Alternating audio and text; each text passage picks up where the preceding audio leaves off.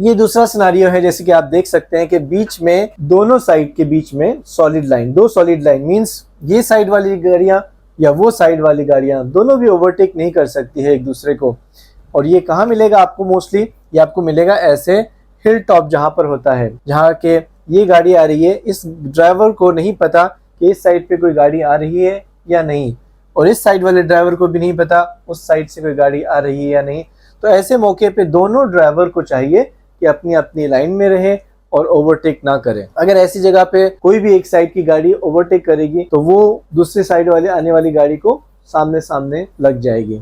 ये रीजन है दोनों तरफ सॉलिड लाइन होने का, कि दोनों गाड़ियां अपनी अपनी लाइन में रहें और ओवरटेक ना करें। जो भी रोड पे ट्रैफिक साइन और रोड मार्किंग मिलती है हमें उसकी रिस्पेक्ट करनी चाहिए, क्योंकि वो हमारी सेफ्टी के लिए होती है। जितने भी लोग रोड को इस्तेमाल करते हैं सबकी सेफ्टी के लिए ट्रैफिक साइन और रोड मार्किंग होती है। तो हम सबको चाहिए कि उनकी रिस्पेक्ट करें, अपने आप को और दूसरों को हिफाजत से रखें। शुक्रिया।